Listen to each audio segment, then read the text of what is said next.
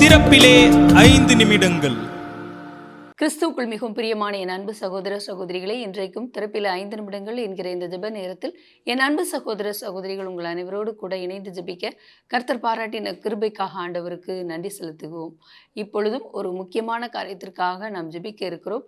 உலக தேசங்கள் இதுவரை இல்லாத அளவு ஒரு பொருளாதார நெருக்கடியை சந்தித்து வருகிறது நமக்கு தெரிந்த ஒரு காரியம்.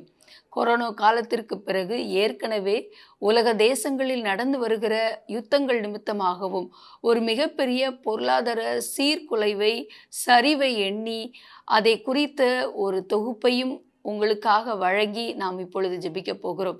ஏனென்றால் கனடா தேசமானது இதிலே அதிக அளவிலே தற்போது சமீப காலமாக பாதிக்கப்பட்டு வருகிறது என்கிற செய்தியை வாசித்த பொழுது என்னுடைய இருதயத்திலே ஒரு பாரம் அதை குறித்து உருவானது. வட அமெரிக்க தேசமான கனடாவிலே ஒரு நாட்களிலே பிற தேசங்களிலிருந்து, இந்தியா உட்பட பிற தேசங்களிலிருந்து புலம்பெயர்ந்து இந்த தேசத்திற்கு பொருளாதார மேம்பாட்டிற்காக மக்கள் வந்து குவிந்தனர். ஆனால் இன்றைக்கு அந்த நிலை மாறி பல தவறான முடிவுகள் நிமித்தமாகும், அங்குள்ள அரசியல் ரீதியான பொருளாதார ரீதியான காரியங்கள் நிமித்தமாகும் இப்பொழுது மிகப்பெரிய பொருளாதார பிரச்சனைக்குள் அந்த தேசம் சிக்கியிருக்கிறது. ஒரு மிகப்பெரிய பொருளாதார பாதிப்பு அந்த தேசத்தில் உச்சத்தை அடைந்திருக்கிறது என்கிற செய்தியை நான் வாசித்தேன். என் அன்பு தேவனுடைய பிள்ளைகளை, லண்டனை தலைமையிடமாக கொண்ட சல்வேஷன் ஆர்மி என்று சொல்லப்படுகிற அந்த ஆர்மி அங்கு எடுத்த ஒரு ஆய்வின் அடிப்படையில் பார்க்கும் பொழுது 25% அங்குள்ள பெற்றோர் தங்களுடைய உணவை தியாகம் செய்து தங்களுடைய பிள்ளைகளுக்கு கொடுக்கிறார்கள் என்றும் 25% பெற்றோருக்கு போதிய உணவு இல்லை என்றும் கூறப்பட்டிருக்கிறது.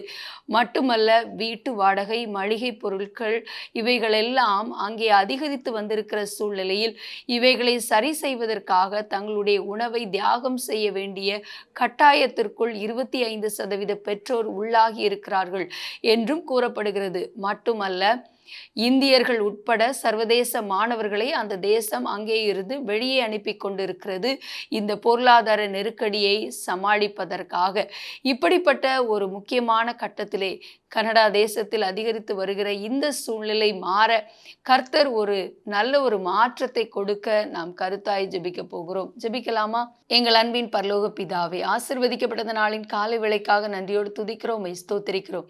கனடா தேசத்திலே அதிகரித்து வருகிற பொருளாதார நெருக்கடியை குறித்த செய்தியை வாசித்து அந்த தேசத்திற்காக நாங்கள் பாரத்தோடு ஜெபிக்கிறோம். ஆண்டவரே, 25% அங்குள்ள பெற்றோர் ஆண்டவரே தகப்பனே தங்களுடைய உணவை தியாகம் செய்து தங்களுடைய பிள்ளைகளுக்கு கொடுக்கிறார்கள் என்கிற செய்தியை நாங்கள் வாசித்து பாரத்தோடு ஜெபிக்கிறோம்.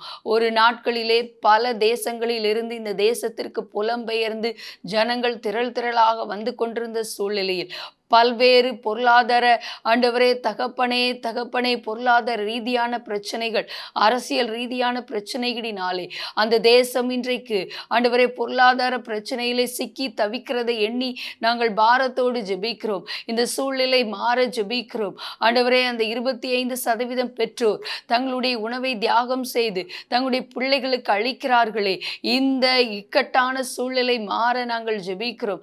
விலைவாசி உயர்வு, ஆண்டவரே மளிகை பொருட்கள் உயர்வு, வீட்டு வாடகை கொடுப்பதிலே சிக்கல், இப்படி பல பிரச்சனையிலே சிக்கி தவிக்கிற ஆண்டவரே இந்த மக்கள் மத்தியிலே ஆண்டவரே நல்ல ஒரு பொருளாதார சூழ்நிலை அங்கே ஏற்படுத்தி கொடுங்க. ஆட்சியில் இருப்பவர்கள், ஆளுகையில் இருப்பவர்கள் ஞானமாக திட்டமிட்டு காரியங்களை மாற்றி அமைக்கவும், தேசத்திலே காணப்படுகிற பொருளாதார நெருக்கடி மாற நாங்கள் பாரத்தோடு ஜெபிக்கிறோம். எங்களோடு ஜெபத்தில் இணைந்திருக்கிற அன்பு சகோதர சகோதரி ஒவ்வொருவரையும் ஆசீர்வதிங்க.